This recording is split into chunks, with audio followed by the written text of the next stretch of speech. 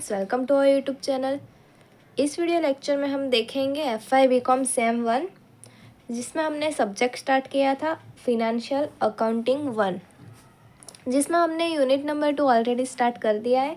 तो आज हम उसमें देखेंगे चैप्टर नंबर 8 ट्रायल बैलेंस। तो उसके रिलेटेड इधर एक इलस्ट्रेशन हम इधर सॉल्व करेंगे। और ये जो ट्रायल बैलेंस है आपने 11th में पढ़ लिया है पूरा, तो आपको ये पूरा इजी रहेगा। इसलिए एक आपको इलस्ट्रेशन पूरा आप अच्छे समझ लोगे तो आप पूरा चैप्टर आपको पूरा समझ में आ जाएगा। तो स्टार्ट करते हैं। इलस्ट्रेशन नंबर 1 आपके बुक के according, the following balance are taken from the books of Madhusudan Joshi as on 31st March 2023.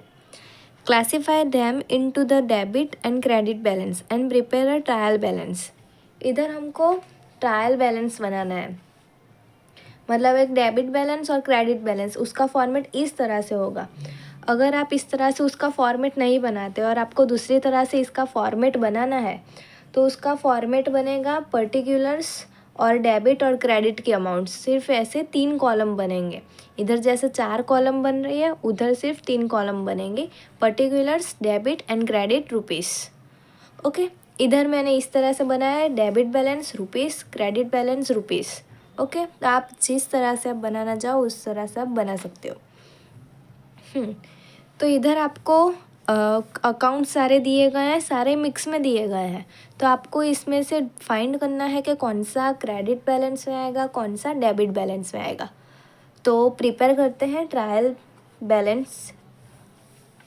तो इधर मैं लिख दिया trial balance as on 31st March 2023।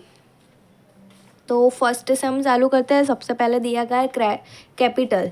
तो कैपिटल के आप जानते हो कि क्रेडिट बैलेंस होता है, तो हम उसको इस साइड लिखेंगे, कैपिटल 1,20,000। उसके बाद है ड्राइंग्स, वो डेबिट होता है, ड्राइंग्स 5,000। उसके बाद है लोन टेकन, लोन टेकन है और उसका क्रेडिट बैलेंस होगा। लोन हम लेते हैं तो उसका क्रेडिट बैलेंस होता है, हमारे पास लोन की अमाउंट आती है तो। फिर है प्रोविडेंट फंड PF, वो भी क्रेडिट साइड ही आएगा, प्रोविडेंट फंड 2,500। फिर है प्रोविडेंट फंड कंट्रीब्यूशन, इसका कंट्रीब्यूशन है, याद रखिएगा। इन दोनों में ज़्यादातर स्टूडेंट्स मिस्टेक करते हैं। प्रोविडेंट फंड का क्रेडिट बैलेंस होगा और प्रोविडेंट फंड कंट्रीब्यूशन का डेबिट बैलेंस होगा। प्रोविडेंट फंड कंट्रीब्यूशन जिसकी अमाउंट है 800। फिर है डिस्काउंट अलो, तो डिस्काउंट अलो का होगा डेबिट बैलेंस, डिस्काउंट अलो 1,000। और है बाद में डिस्काउंट रिसीव 700। तो डिस्काउंट हमने रिसीव किया है, हमारे पास अमाउंट आई तो उसका होगा क्रेडिट बैलेंस, डिस्काउंट रिसीव 700। फिर है परचेज, तो परचेज तो आप जानते ही हो, परचेज का होता है डेबिट बैलेंस, परचेज 70,000 रुपीज़। फिर है सेल्स, सेल्स का भी आपको पता ही होगा कि क्रेडिट बैलेंस होता है, 11th-12th में आप पढ़ कर ही आए हो, 92,000। फिर है परचेज रिटर्न, तो परचेज रिटर्न और सेल्स रिटर्न दोनों का याद रखिएगा, दोनों की क्रॉस एंट्री होती है। परचेज रिटर्न आएगा क्रेडिट बैलेंस में, परचेज रिटर्न क्रेडिट बैलेंस में आता है। परचेज हमने जो किया था उसको हमको रिटर्न में आया है तो उसका क्रेडिट बैलेंस होगा, परचेज रिटर्न 3,500। फिर है सेल्स रिटर्न, तो सेल्स रिटर्न डेबिट बैलेंस में आएगा 5,500। फिर है फर्नीचर, एक हमारी ये असेट हुई और असेट का हमेशा डेबिट बैलेंस होता है, फर्नीचर जो है 4,500। फिर है स्टेशनरी एक्सपेंस। किसी भी एक्सपेंस का डेबिट बैलेंस ही होता है। जो हमें कुछ भी मिलता है, मतलब हमको कुछ भी कैश, कैपिटल, कुछ भी हमको जो मिलता है, रिसीव होता है, उसका क्रेडिट साइड बैलेंस आएगा। और हम जो भी खर्च कर रहा है उसका डेबिट बैलेंस होगा। ये आप याद करके कीजिएगा तो आपको ये पूरा करेक्टली आ जाएगा। तो है स्टेशनरी एक्सपेंस 1000 रुपीज़। फिर है एडवर्टाइजमेंट एक्सपेंस, एडवर्टाइजमेंट एक्सपेंस 1200। अब इस साइड आते हैं बैंक बैलेंस, उसका भी डेबिट बैलेंस ही होगा। Bank balance 35,000। फिर है कैश बैलेंस जो है 12,000। फिर है स्टॉक ऑफ गुड्स, मतलब इसका मतलब हुआ ओपनिंग स्टॉक। ओपनिंग स्टॉक हमको इधर दिया गया है तो वो कितना है 50,000। तो इधर हम लिख देंगे स्टॉक ऑफ गुड्स 50,000। फिर है रेंट पेड, एक्सपेंस हुआ ये हमारा, तो वो भी डेबिट साइड ही आएगा। Rent paid 1,500। फिर है इंटरेस्ट रिसीव, देखो इधर रिसीव है और ऊपर इधर पेड आया था, इधर रिसीव आया है, तो उसकी एंट्री आप समझ ही गए होंगे। इस तरह आएगा क्रेडिट साइड पे, इंटरेस्ट रिसीव 500। फिर है रमाकांत दवे क्रेडिटर, तो क्रेडिटर की एंट्री होती है क्रेडिट साइड पे। रमाकांत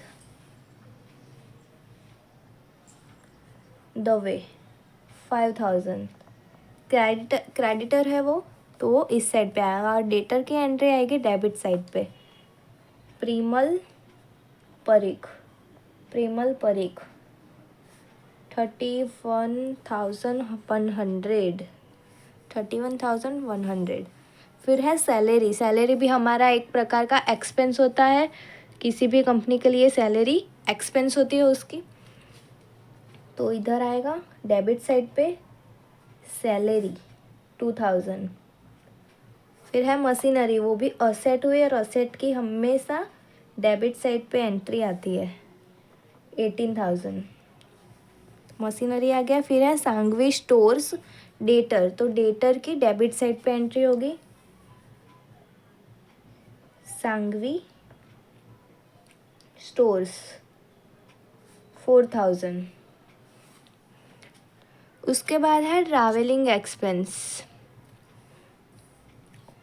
तो एक्सपेंस हुआ तो वो आएगा डेबिट साइड पे, ट्रैवलिंग एक्सपेंस 1,200।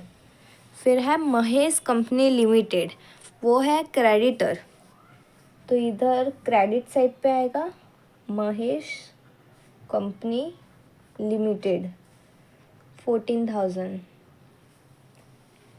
फिर है ज्योति प्रिंटरी और वो है क्रेडिटर, तो वो भी क्रेडिट साइड पे ही आएगा ज्योति प्रिंटरी जो है 2,600 रुपीज़। ओके, सारी एंट्री हमने पुट डाउन कर दी है। जो जो आपको इधर अकाउंट दिए गए थे क्वेश्चन में, वो सारे अकाउंट इधर लिख दिए हैं। अब इन सब का टोटल करते हैं और दोनों साइड का टोटल सेम आना चाहिए। तो सबसे पहले डेबिट साइड का करेंगे 70,000 plus 5,500 plus 4,500 plus 1,000 plus 1,200 plus 35,000 plus 12,000 plus 50,000 plus 1,500 plus 31,100 plus 2,000 plus 8,000 plus 4,000 और प्लस 1,200। तो इस साइड का टोटल आया 2,43,800। अब क्रेडिट साइड का भी बैलेंस सेम ही आना चाहिए, तो 1,20,000 plus 3,000 plus 2,500 plus 700 plus 92,000 3,500 500, 5000, 14,000 plus 2600 done. दोनों साइड का टोटल सेम ही आ रहा है 2,43,800। मतलब इधर हमारा जो हमने ट्रायल बैलेंस अभी प्रिपेयर किया वो एकदम करेक्ट है। ओके, तो इस तरह से आपको सभी सम में ये चैप्टर के रिलेटेड सभी सम में ऐसा ही सब आपको दिया गया है, ट्रायल बैलेंस ही बनाना है, तो आप आसानी से प्रिपेयर कर सकते हो। और आपने 11th में ये पढ़ ही लिया है तो आपको और अच्छे से आएगा। ठीक है, सो नेक्स्ट वीडियो लेक्चर में मिलते हैं। Thank you for this watching.